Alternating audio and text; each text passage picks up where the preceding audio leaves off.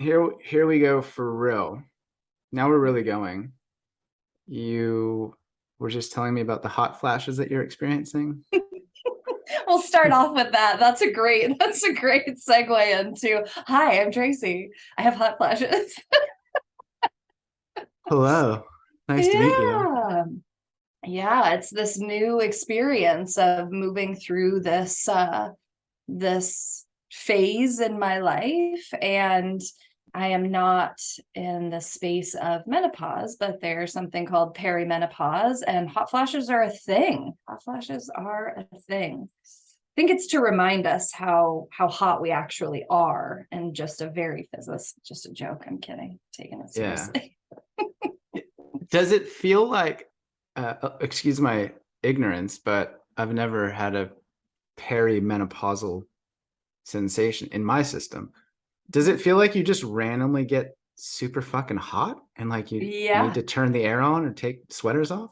Yep. And for me, something I was alluding to is like the lack of conversation around this in our culture specifically. In other cultures, there's definitely more preparation as we transition or initiate into experiences. However, in this one, we are robbed of that. Really, you have to go Google it on your, like you click the thing in like a private thing, so nobody knows you're looking at it, kind of the web browser. And it starts for me, like I can feel it in my chest, and it flushes up my neck and into my face and head. And it kind of feels like how when you're sunburnt and you're like, I'm so hot right now, and it's just kind of like coming out of your pores, kind of a feeling, heat. But it's mostly for me upper body, from my chest up, that I've been experiencing this just in the last month or so. Yeah. My partner, Kendra Dachi, I feel like is perpetually like a nuclear factory of warmth and heat. And it leads to many heated conversations where I'm like, stop opening the windows in the wintertime. Like you're cooking. For Anyway, sure. The hormonal piece, and that's what it is, right? Is the transformation of how we produce hormones when, like, cyclically as women. And then it starts to really get fun, in air quotes, around transitional time. So on our periods, right before our periods, just after our periods. So that cycle, but then also these cycles of when periods are going to be coming to an end, when that season of birthing, if you will, comes to an end. Also, side note, like geriatric pregnancies start at 35, but then we can have our period till 55. Like, who is selling us this horse shit? That's what I want. Anyhow, I digress. Tracy Holemeyer, welcome back to the podcast. You're a returning guest, and I noted that it's been over 2 years. It was episode Yes. number 74. Can we coexist with trauma and not have it define us? Yeah. Thank But you. for those who did not listen to that conversation and don't have an amazing memory to recall what happened 2 years ago, who are you? What's your deal? What do you love aside from cold temperatures? At the moment, ice packs. Yeah, so much, right? So there's this funny thing, like the iteration that we're in at all time, like 2 years ago. Wow, like that woman was just setting out on such an adventure and becoming and stabilizing, but also returning to and that unearthing, how we come into a space of right relationship to the trauma that's left in our body as a result of what happens to us. And the only thing that remains true for me is that I am simultaneously rooted deep in the earth and stretching to the heavens, trying to do the most good while I'm here.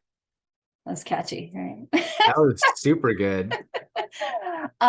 In Good this season, in this iteration of me, I have come into what happens as a result of being able to coexist with your trauma, when healing doesn't have to be a full-time job, when we get to explore and be curious and help others and all of those things as a result. And I've really deepened into the embodiment piece, the somatic practicing, honoring the deep feminine within me, and like kind of raising up the masculine simultaneously.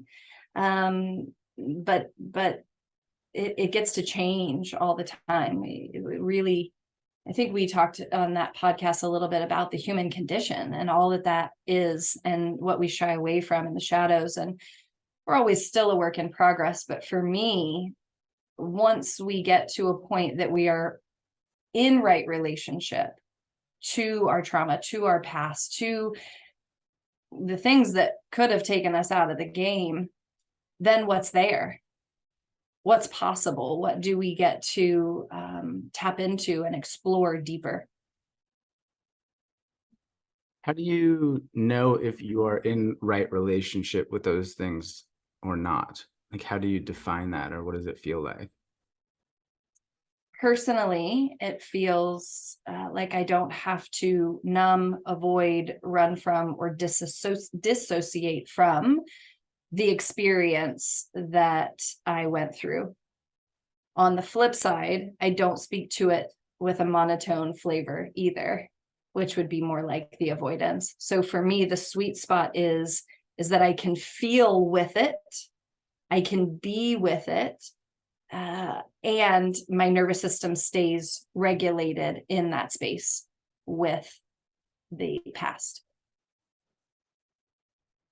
And so you're not avoiding, and you're not distracting, and you're not dissociated, but you are feeling what? Like, if you had to wrap that up. Presence. You're feeling Yeah, presence. Yeah, secure. I think presence. And like that my being is whole and intact with those experiences. So my presence, because in the avoiding or the numbing or the running from, we're not really present with our life at all. So like those pieces of your past are now firmly integrated into your wholeness. Is that a way to say it? And yes, but I want to be really clear that this is an ongoing journey. There's like a recommitment to it every morning. And we get snagged and we fall down, and I'll say I have gotten snagged. I have, at times, I have studied internal family systems, and one of my protectors is a burner, and she just is like, nope, I'm burning it all down. We're burning it all. I don't want to do this anymore. We're going to burn it all down, and we're going to go get away from it all. Right. Like the leave the fire behind kind of thing. So not to say that I don't get snagged by those things, or that I don't have to keep working on it daily, but that with that commitment to myself, there is an ease and a flow in my life, integrating those pieces in the present time. I pictured bridge maintenance when you were talking about that. So a bridge connects us to something else, right? And so there might be a bridge from your present to your past. And when you are building that bridge, that might be analogous to the healing process. And maybe some things fall down in that process. You have to repair them. You have to adjust your plans. But eventually, you build the bridge, and you're able to go back and forth and connect to that place that previously you couldn't. And like any bridge, you need to check up on that thing every couple of years or every couple of months, because life happens, natural disasters happen, cracks form. And if you don't address those cracks when they start, it can erode the whole structure, and the bridge collapses, and you're right back where you started. And so it seems like what you're saying there is that you have built the bridge is working pretty good, it's sound, but also that you're cognizant of the nature of bridges require them to be looked at, looked after, maintained. Mm-hmm. That makes sense. It absolutely makes sense. And I use that analogy with inner child work specifically, is that it needs to be a collaboration with the versions of ourselves in the past and at the pace we can get to, right? A word that's coming up more and more is like titration. And with any experiment, we add just a little bit of whatever ingredient at a time and let it work itself out. And so when we are building this bridge back to ourselves, you don't rush up to any child and be like, here's the bridge, walk across it and come with me. They're like, Mommy, but that we build this bridge together with the tools that were needed for that version of you in the past. What type of requirements or needs did your inner child or the part of you that this experience happened to make sure it was safety? What are the qualities that make you feel safe or could have helped you feel safe in the past? And then really the bridge is about reclamation, bringing those parts of you forward to be here in the present now, instead of having to stay back on the other side of the bridge because you don't maintain the relationship through the bridge. Exactly. Is there an example from your life that you could share to give a more tangible explanation or of what that actually looks like? I just picture somebody listening being like, what is all this talk about bridges? Like, Yeah. what are you talking about? Like, you're off on a Yeah. tangent. So one example that happened to me earlier this year was that I had a surgery that required me to ask for help. And as a child, often felt like a burden if I needed anything at all, right? That I needed to be independent and self-sufficient. And my parents had enough problems of their own to not burden them with my needs, whether that is real or perceived. It was my experience. And so in this surgery, I had to ask for everything. I could not get up out of bed with the exception of like using the restroom. And so I maybe the third or fourth night after surgery, things are always worse at night, right? Like whether you have a cold or you have had a surgery, just like in more pain, closer to like your nerves are less conditioned or something. I don't know what happens there. But I had fallen asleep and I knew that just on the other side of the door was help. And I looked at my water because I was thirsty. And something in me said, we can't ask for help. If you're that thirsty, go fill your water in the bathroom. Now, the person on the other side of that door, upon hearing this, was very upset with me, but at the time would have loved to have supported me. Like that's what they signed up for. They asked, please let me be here for you. But something in my conditioning over the years made that unavailable. And so I went without, and throughout the night I was thirsty. And when I finally got up to get water, it caused a problem in my system. And the next day, what I realized is that I would have to leave her, the girl that happened to when I was little, on the other side of that bridge, if I didn't provide a safer, better place for her in the now. By not reaching and asking for help, I wasn't any better than she got in her childhood and what she experienced.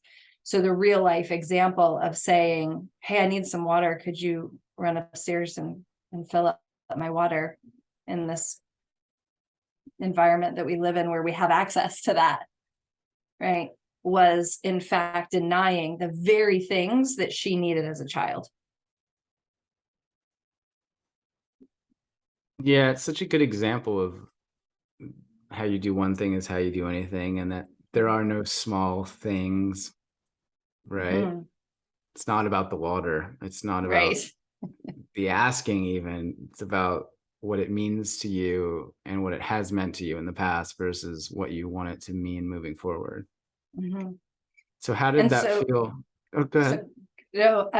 So for me to really bridge that gap between myself and my younger self is that I had to become what I needed and no longer play custody with the past. Like it asked of me to level up who I am in this moment, to rewire and reconfigure that conditioning and the weathering of my experience into reality right now.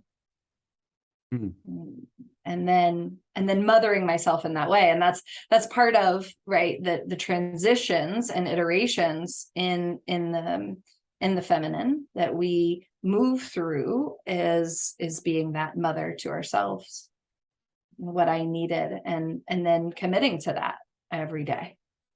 I don't always show up, and I do fail, and the repair after the fact is always priority. Yeah. What does your self-talk look like when you realize that you have not done as you desire to do? Yeah, now it's much nicer. When you and I first started working together, I don't know, 5 years ago, it was pretty self-annihilating. It was pretty, but I also recognize that was never my voice. It was the voices of those that I learned from, that I just put in my own head as my voice. And so the self-talk now is really like radical honesty and being truthful about where I am, and naming that this is not who I am, but what I learned and I slipped, right? And how do we raise up a young child we should is not being perfect, but being there to take responsibility and mend that in any way that we can. And as a result, this little inner me has gone from not knowing me at all to learning how to trust me, to reaching for me instead of, biological caregiver, friend, partner, whatever. She looks directly for me. And now the evolution is that I've already anticipated when she will need me, and I'm there to receive. You're essentially raising an imaginary child that is you inside of yourself while simultaneously living your own life. Yeah. Yeah. Just a common thing there. It's not weird at all. But it's that reimagining, and it doesn't dismiss what happened. It doesn't dismiss what we got. It doesn't erase any of that. But when we have evidence of a different perspective or offering, it gives us choice moment to moment to decide how we respond. Like, if that is what I learned, but I also learned this, how do I want to move as a result? If I learned that 2 + 2 was 5 over here, but 2 + 2 is 4 over here, I now have a choice when I get the equation to make a right answer and to come into right relationship with myself deeper and more. I'm reminded of this time, maybe a couple years ago. I bought this item off Facebook Marketplace, and I went to meet the guy, and who's a stranger, who was in a big truck and a very kind of gruff looking dude. And at the time, I did not own any Canadian dollars because I had just moved here or whatever. And so I'm like, hey, I got to go to the ATM and get some money, but I'll take this thing that you're selling. And immediately he was pissed. And I felt in my whole system this kind of like, oh God, I've angered a man and I don't like that. So there's some kind of old response. And then I said to him, do you know where there's an ATM? And that like set him off very angry man like, and he raised his voice. He's like, you gotta be fucking kidding me. And he was very upset. And I felt myself in the moment shrink to this tiny human. And later I kind of replayed that. I was like, what's going on, bro? Like, what was that? That's so interesting. That doesn't usually happen. And I realized it was, just little Jer, like scared of angry men. And in the moment I had to remind myself, it's like, bro, you're a grown ass man. Like you're good. You got this. Like, have a look in the mirror of like, yeah, you got like hair on your face. You're an adult. Like, you got this, bro. Like, you're not some 5-year-old little boy anymore. Is that similar to what you're describing? Absolutely. Absolutely. And I'd go a little further and ask, like, what did he need to know? Right? Like the pep talk, or like, you're grown now. Like these versions of ourself where traumatic experience can happen. And the etymology of trauma is that it's a wound. So I'm not going to debate here what constitutes trauma or not, or big T trauma or little T trauma, right? Like if there is too much, too fast, too soon, or too little, too late for you, and it feels like that, if that is your experience, it's subjective to what you know. So just naming that, whatever that part of you needed, it's stored there at that time, that little Jer doesn't know that you've grown up. So showing him, hey, look, you're invited here. I want to integrate you in. And oftentimes these memories come up. These parts are shown to us because they are desired. It's the integration of the whole human. Old memories or activation, some people call them triggers, often are those pieces that have been left out of the healing work that we've done, of the development that we've gone through, of the curiosity that led to awareness, that led to growth. Right, that part of us is asking to be integrated in. I like that reframe. I haven't heard it put like that. It's essentially like poking you on the shoulder of like, yo, like heal me, integrate me. Mm-hmm. Like, oh, look at all this amazing stuff you have as a remember? grown man, that you don't have to be scared anymore. But what about me? What about that part that was scared at some time? Meeting it in that way. I was just having a moment because the thing that I bought from that dude is literally the thing that I'm sitting on right now having this conversation. It was like a chair. It's like one of those big exercise ball chairs. Yeah. That's weird.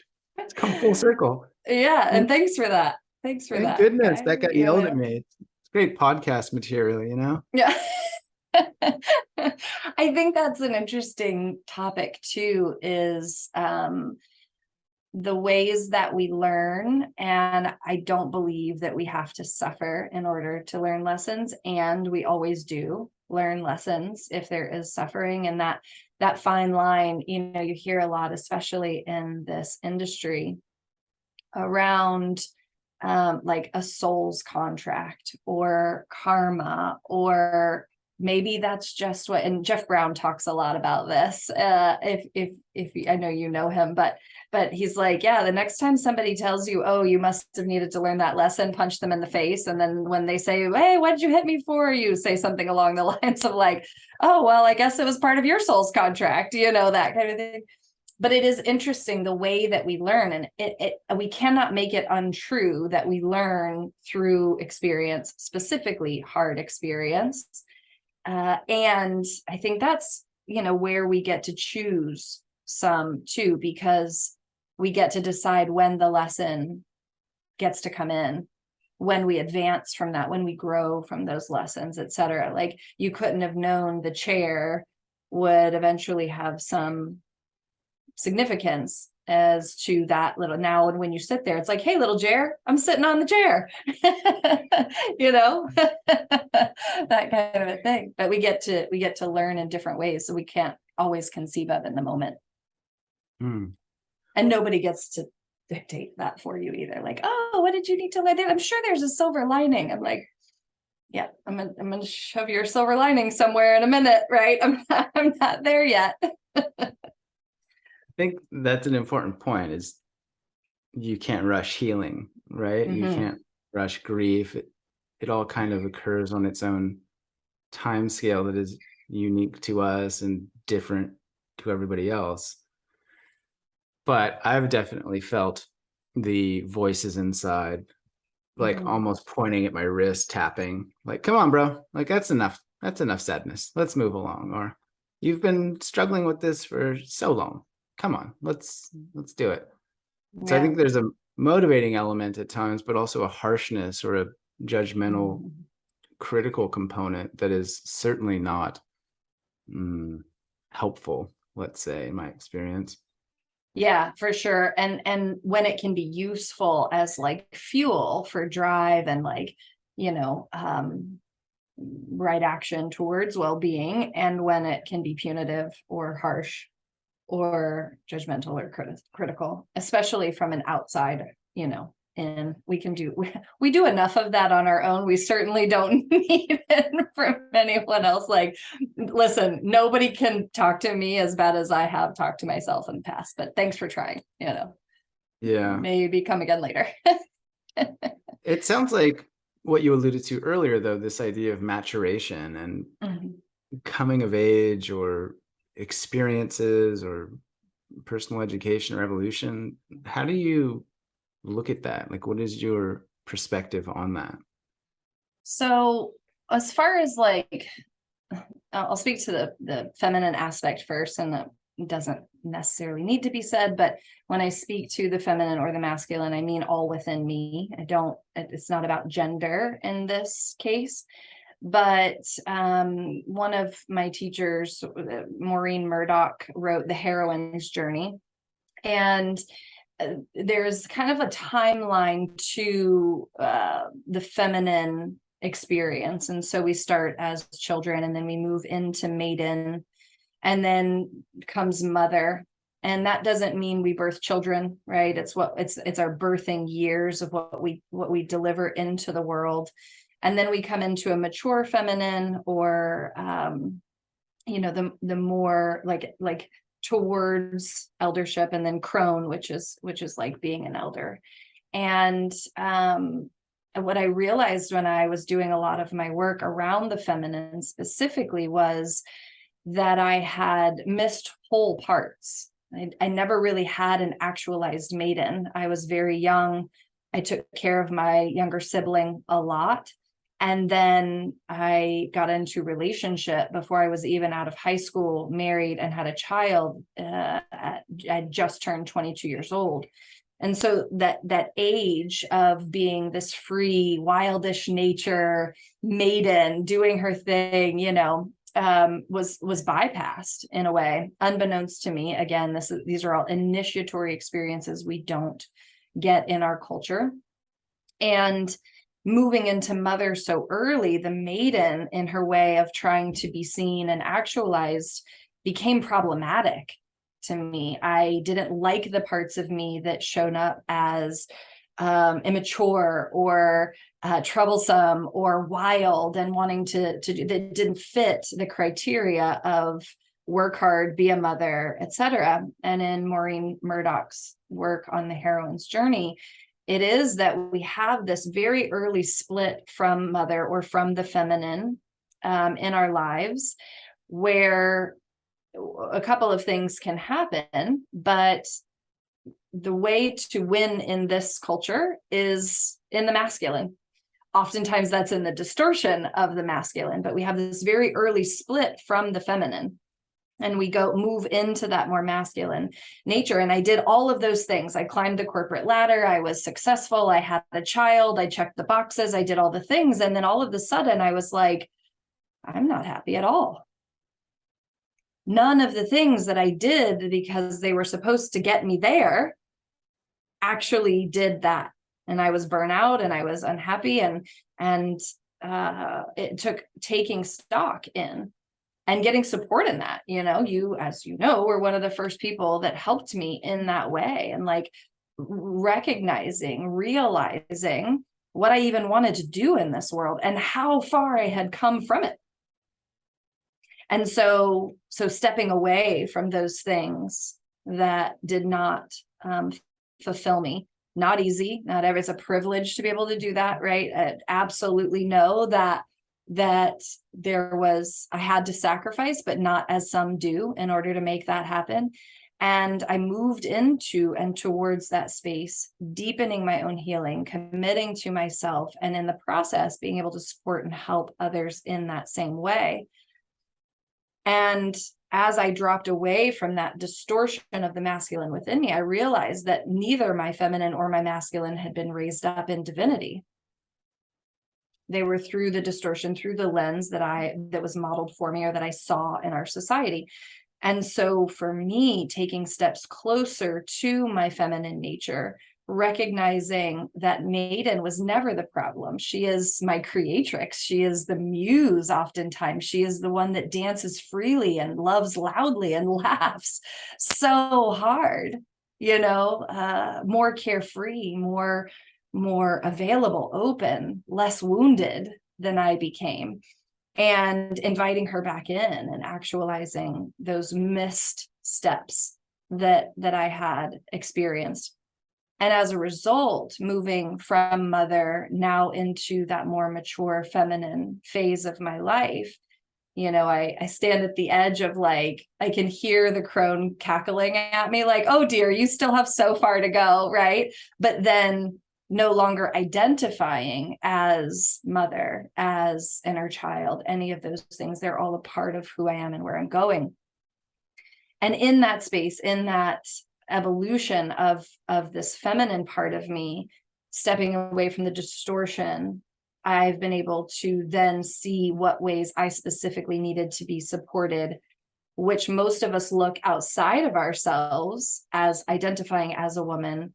My feminine needs to be supported. I need to go find a man to do that, and crossing that gender and archetypal lens to I get to be the masculine within me that supports my feminine. And that's not negotiable. Nobody can take that away. It gets to be personal to my needs and is not outsourced. Anything that is outsourced then gets to be a benefit to that, right? So that was a lot. It was good. Yeah. I'm curious if you could say more about the phrase raised up in divinity, raised up in divinity. You kind of threw that out there and I wrote it down. I like that line, and it seems significant in terms of how you are looking at yourself and your life. What does that mean to you?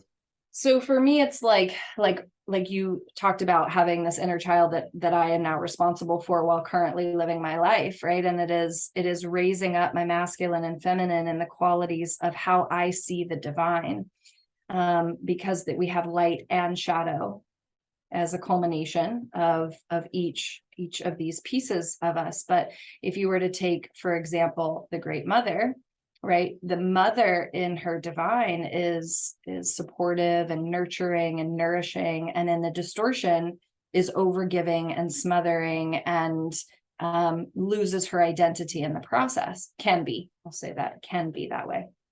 And so everything that I learned about these aspects and qualities of my feminine were through that distortion. And so if you look at the qualities from the divinity of who we are, right? When we say things like, you are divinely righted to goodness just by your birthright, what does that mean for you? And that's going to be personal and different for every person. It means being in my values, being in my integrity, aligning myself with things that feel right and true and good for me, while simultaneously not doing harm to anyone else. Little catch there, you don't get to just blow through other people, right?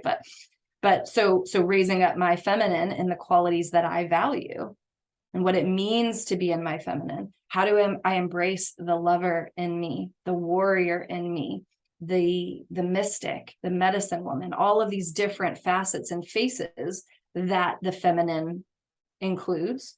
And then simultaneously, how does my masculine come up to support each of those things in its own? The discernment, the focus, the drive, the ambition, the ability to meet and hold and contain, and all of those things.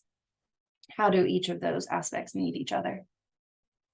So did you do like an internal audit of your archetypes and say, okay, maiden, you're a 2 out of 10.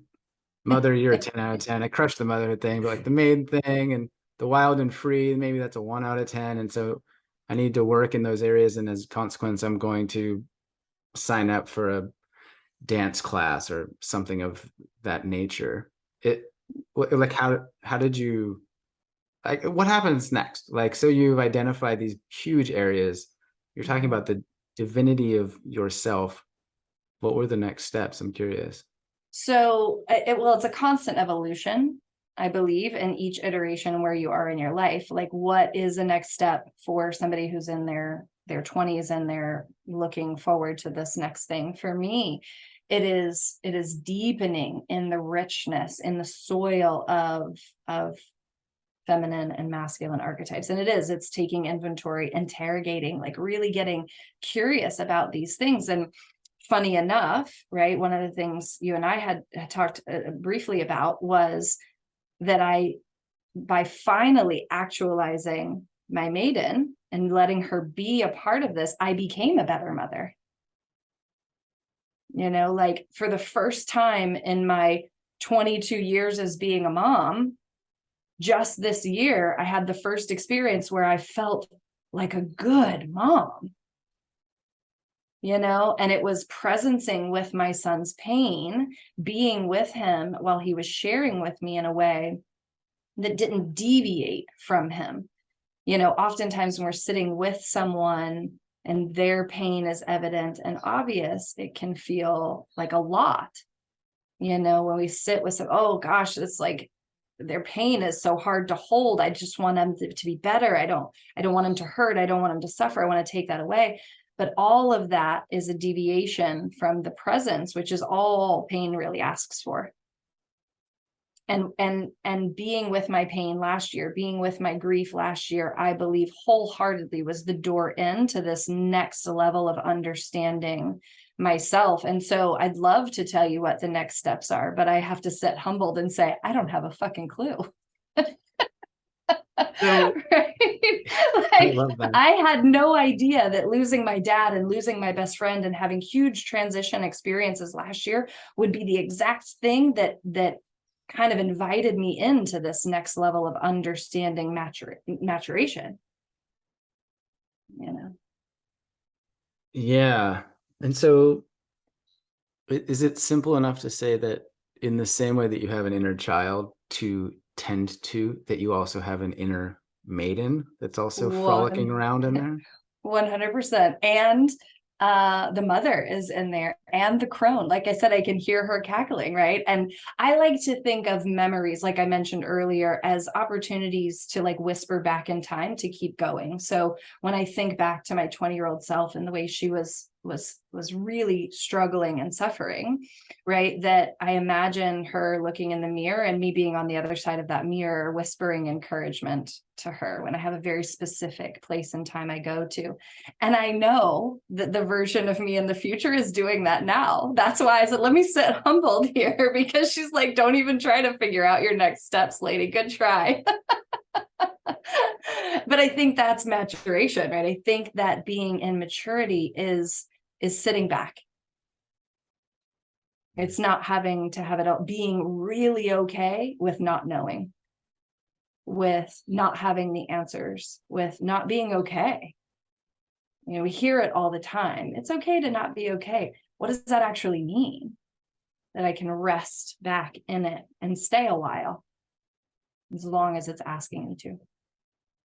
It's so interesting you brought that up, because before we started chatting, I was writing I'm basically making a online course about imposter syndrome. And I talked about precisely that idea of part of the reason that it happens and is problematic for the individual is that there's an extreme discomfort in the uncertainty of now.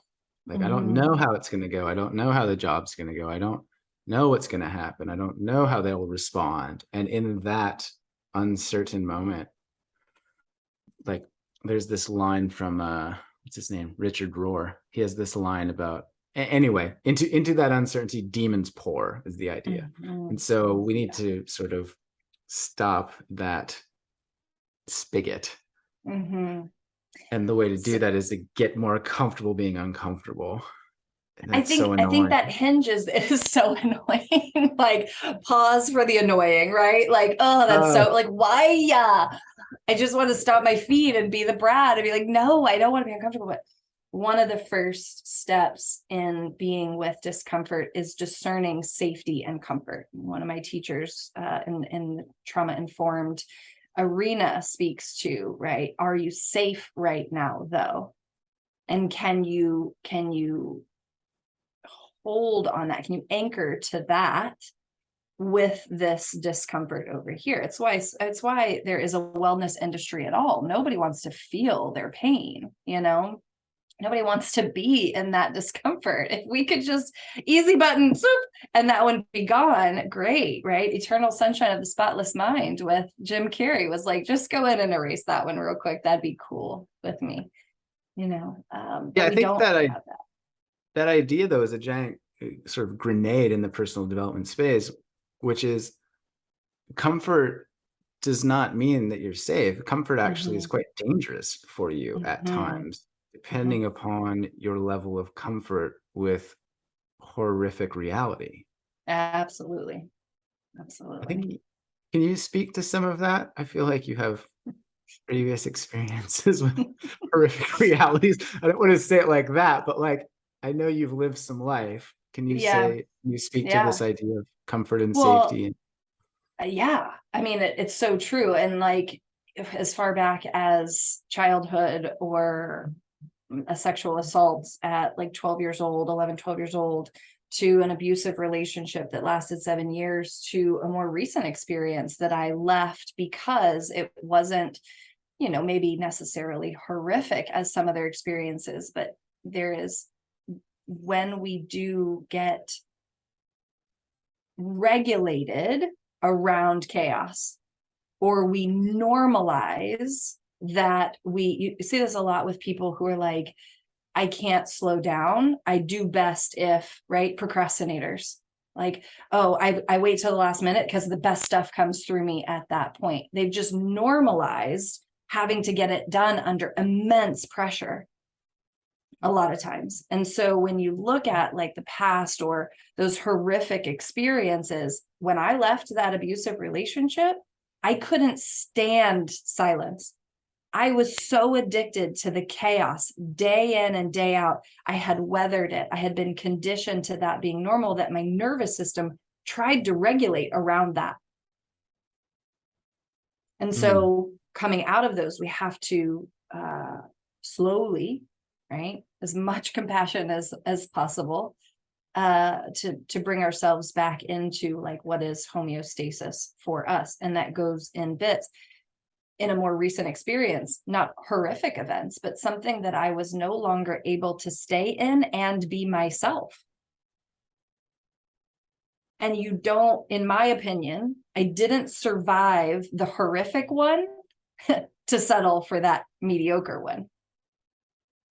Like that gave me the gumption and the drive to say, pushing back here. It's a no for me. And that safety is an internal job, but that comes down to like embodiment and somatic practicing, things like orienting, right? In somatic abolitionism, we spend weeks on just orienting to our space with our eyes open first and then closed, being able to recognize where we are spatially, right? One of my teachers, Tracy Holemeyer, talks about our depth and our width and our height, right? The length of our body. How often do you sit there and feel into, I take up space from this part to that part, and from this shoulder to this shoulder, and from my front to my back? Everywhere we're moving in the world, we often don't think about that spatial awareness until we're knocking something over. Oh, I thought I could fit through there, or you bump into somebody. That safety hinges on that. That idea of taking up space, is that a practical example for you to realize your metaphorical space or energetic space, or what is the intention of doing that exercise, just out of curiosity?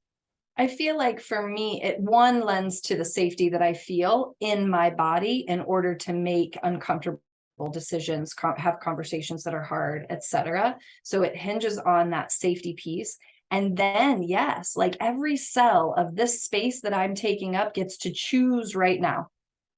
Energetically, how does this align? Emotionally, how does this feel? Right? Like, what does it do to my life to do this? And I feel like I'm quoting a lot here, but I just listened to a podcast the other day, and Trisha Hersey says, your body is the site of liberation.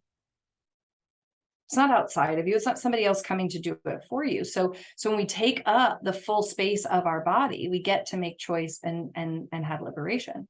She's I can't remember the name of her organization, but it's all about rest and naps. And people are like, oh, it's just about resting, but it's so much more than that. It's pushing back against things that don't align with our truth, grind, hustle, all of that.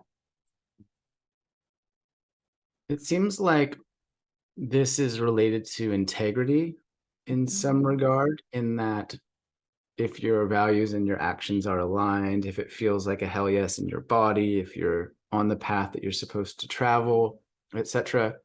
And when you were talking previously about misunderstanding chaos as comfort as a consequence of your prolonged exposure to it, when you remove yourself, there is a bit of adjustment going on.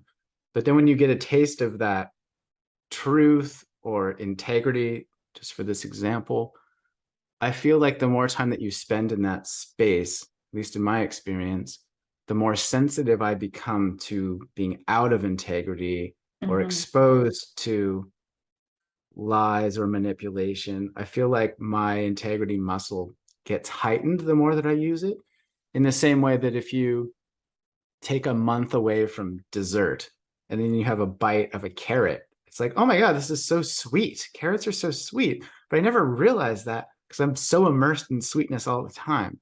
And so it sounds like you went through some really horrific experiences, to use that same language as previously.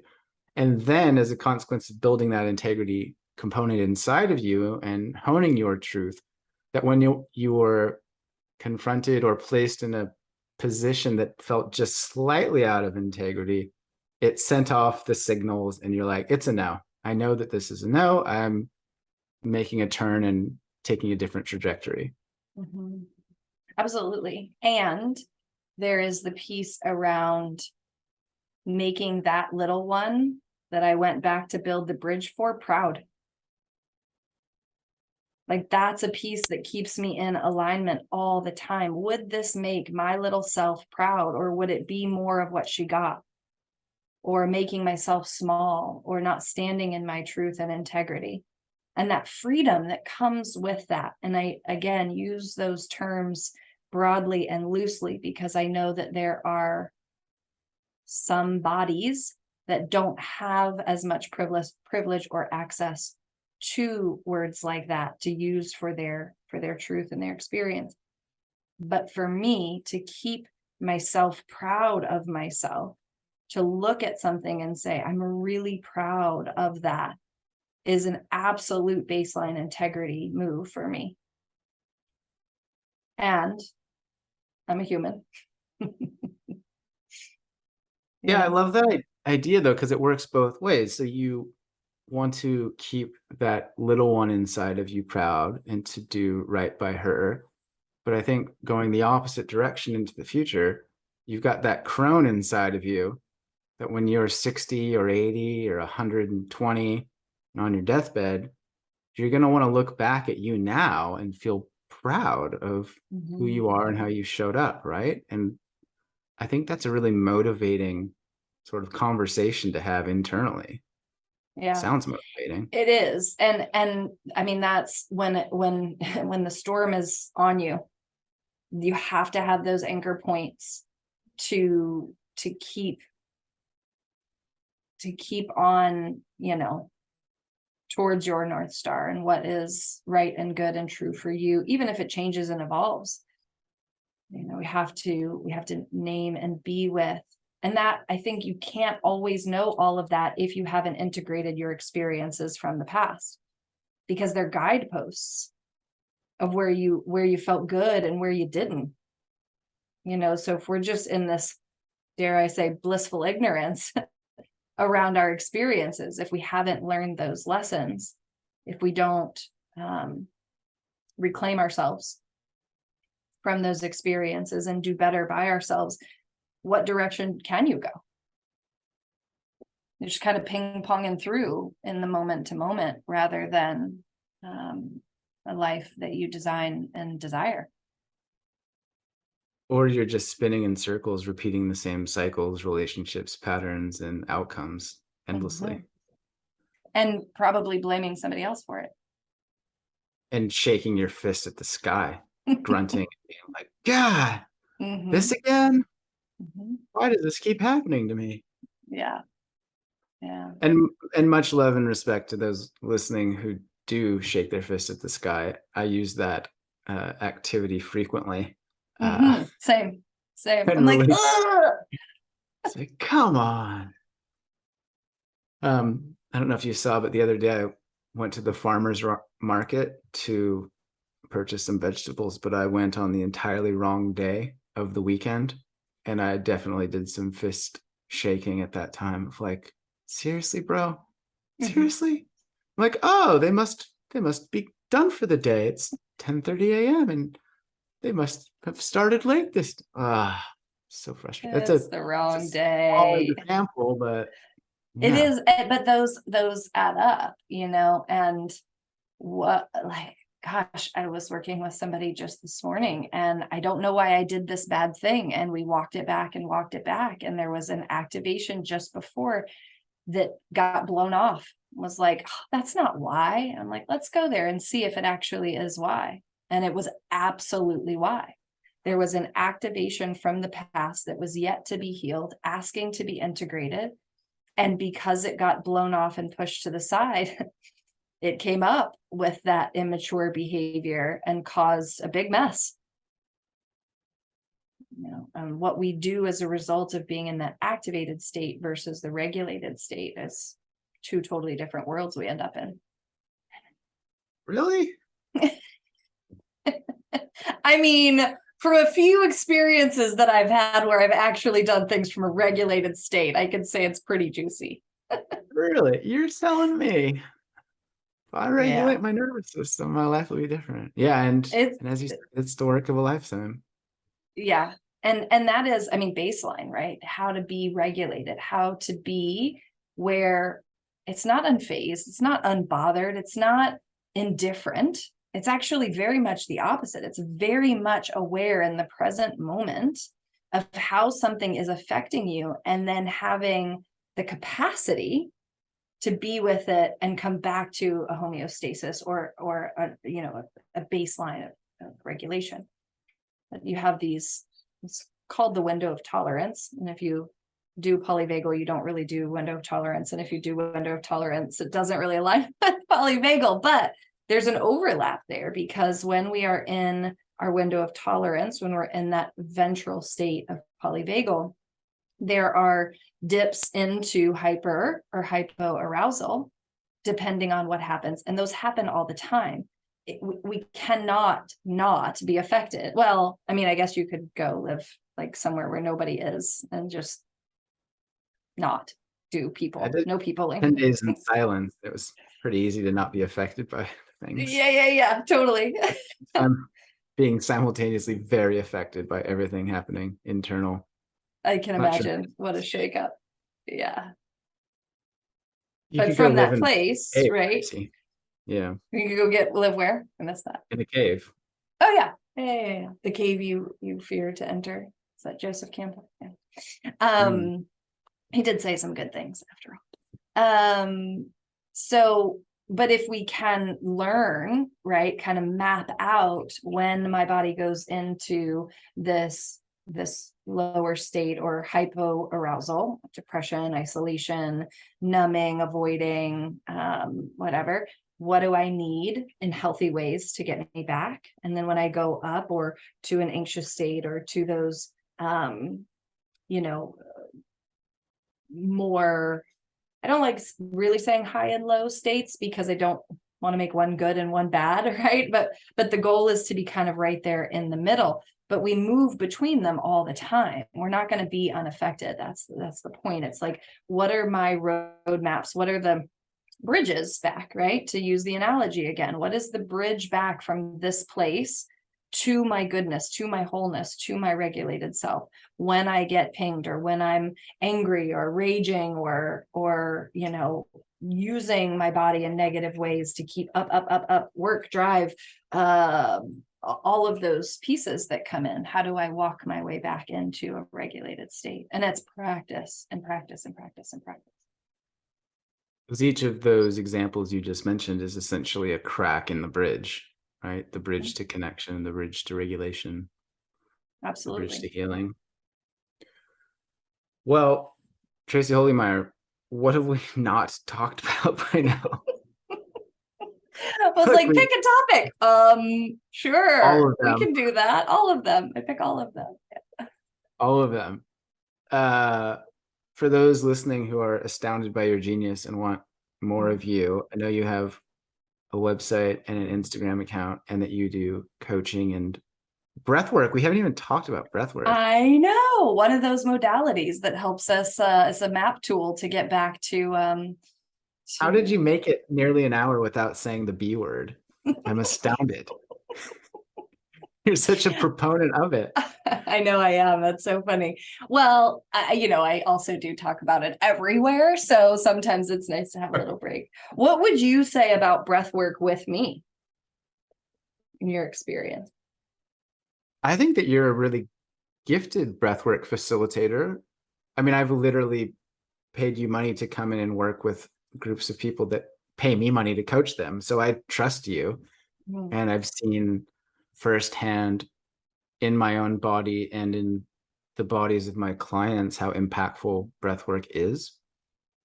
And I think that still breathwork to me is a modality that is underappreciated Mhm. by the vast majority of people in the personal development space. I think that a lot of people still don't have personal direct experience doing it or learning about it or understanding the holistic implications of what it can do for your nervous system and peace of mind, etc. I think you're great. I mean, I honestly don't have experience with a lot of people teaching breath work, um, because I'm around really good people doing it. Like, um, but I would put you up in that caliber, certainly. I think that you create a very good, safe space. And I think to tie this back to what you were talking about earlier, I think you have considerable mother energy. Like you're Mhm. very maternal and you're very caring and you're very loving and you create safety in those that you communicate with. And so in the spaces that I've seen you guide, it's been very profound and the response has universally been good. I mean, I've sent you, I Yeah, think, compliments that I've received on your behalf. for So sure. I yeah, think I think put that testimonial on your website. I'm going to. I'm gonna just copy paste right there. I appreciate that. And I think that's, it becomes a modality we get to use in the healing container. I love doing breath work and I love using breath work. And I also acknowledge when it can be not a fit for individuals as well, right? Just like every other healing tool and modality, you got to find the one that's like a good fit for you and your experience. But breath work isn't owned by anyone. We breathe all day, every day is the first thing we did when we got Earthside, and it'll be the last thing we do before we leave.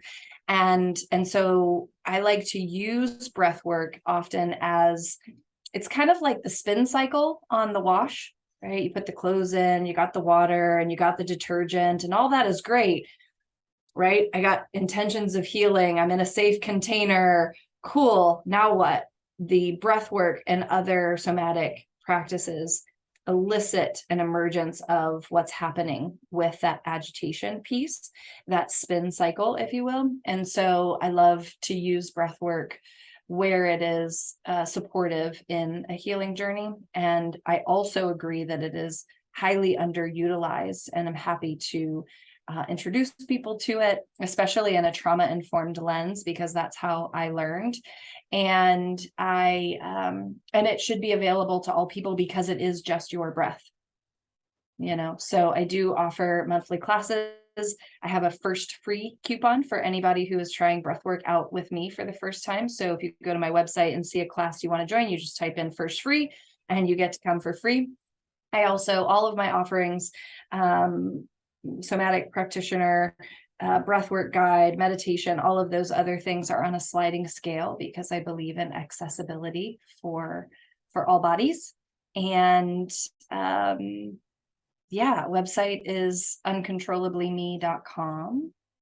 Instagram is at uncontrollably_me. And all the good stuff is there for sure. We've got a couple of sessions left for November. Right before Thanksgiving, we're going to do one about honoring the self with a capital S, because we can get a little, we can play small sometimes with our family. We get back in that environment. And so honoring the self just before Thanksgiving. And then I'll probably just do one maybe in December, but I offer 60-minute sessions. And then I also offer 30-minute sessions called quickies, because why not? It's fun. So if you only have a half hour of time, for the audience, Jeremy just did smile big. He just did laugh out loud on that one. A nod of the head there. And then my, it's really a somatic healing container, an embodiment container for healing on that deeper level, if breathwork isn't enough too. Just to drive that point home, if you're listening, Tracy is offering you a free breathwork class via her website using the coupon code FIRSTFREE. Is that fair? Is that what you just That's said? it. So Yeah. anybody listening, the thousands of people listening, literally can get a free breathwork class if they've never ever done it. Yeah. That's super cool. And if you've done it and you've never done it with me, they can try it with me for free. So even experience, and I go through everything, whether you're brand new with breathwork or you're advanced in breathwork, and I'll offer, similar with like yoga, I'll offer a more advanced option, because really breathwork is about agency and sovereignty and listening to your body. So you get to go as slow or as fast, right, as gentle or as activating as you need in breathwork. Well, it's always a treat to talk to you. We didn't even mention how this conversation arose, because we were just chatting about life and stuff, and you were asking me, how do I get on more podcasts? And I was like, you can be on my podcast. Let's do it. That's fine. Yeah. So if you never hurts to ask for what you need. For sure. And yeah, just selfishly, it's been really wonderful just seeing your life unfold over the last 5, 10, 20 years, or however long it's been since our paths have crossed. And it was like 2017, I think. 2017. So what is that? 5 years. Just over 5 years. Yeah. Yeah, it's been very very inspiring watching your path unfold. And I really do believe in your work, and I think you're doing some great stuff out there. So I'm happy to chat and support anytime. I appreciate you. And really, like, it's a testament to how much can happen when someone believes in you. Right. That got me emotional just saying that, because in the moment that you were like, you're already doing it, it was like everything shifted for me, because I was able to see myself in a way that I wasn't seeing myself for the first time. And so that belief, just one person, right, in support of what's possible, became a reality for me in that moment. So thank you. Yeah. And we should share the backstory. So you hired me to coach you. You were a coaching client of mine, and you wanted to start essentially doing what you're doing right now, like living that life. And you're like, but I've only got a blog and a website and offerings and a newsletter and an Instagram, and I'm posting. And I was like, what am I going to teach you? You're doing everything already. And to have that light reflected back at you, I think was significant and profound. And we need that. I was literally just talking to a friend of mine, Brennan James, who was on the podcast. I've known him forever. And he just went to a photography retreat to hone his craft and try to learn some things. And he said the exact same thing, that he sat down one-on-one with this famous, renowned photographer going through his portfolio. And the guy told him, look, man, you should be like tripling your prices. You're legit good. You're really good.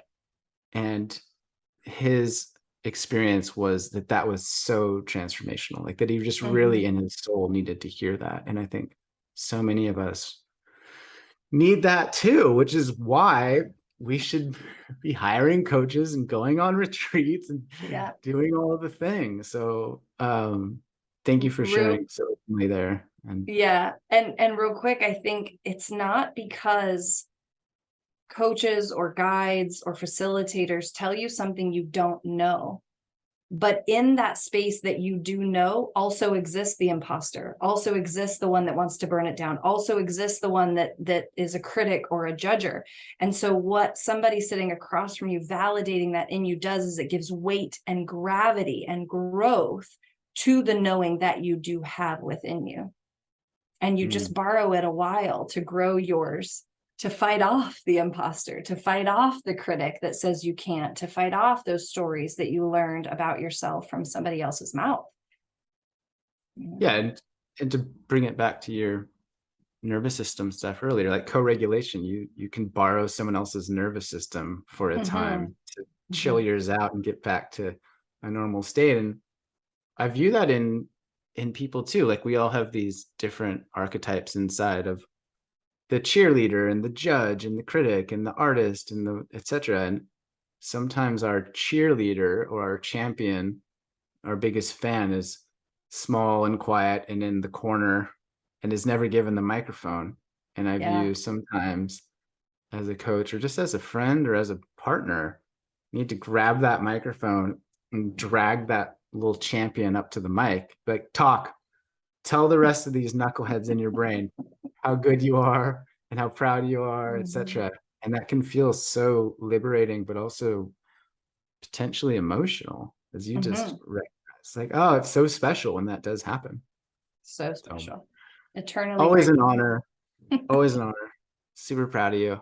And like, can't wait to see what happens next in 3 years, like New York Times best-selling author, Tracy Holemeyer, the third, like, who knows who you'll be. You probably won't be the third, though. That would be weird. Well, you never know what can happen in this world. Like, just hold on, okay? Don't put anything out of orbit, No, and you're right. And it's just such a blessing to be able to help and share and all of that. And I'm grateful for spaces like yours that are challenging what's acceptable to talk about and what, like I sent it to you in that email, like the curiosity that you lend is inviting for others to be more curious. And when we get curious, gosh, everything is just pops. Everything's available. So thank you. Yeah, I hope so. Like I try to do episodes about stuff that I just want to know about.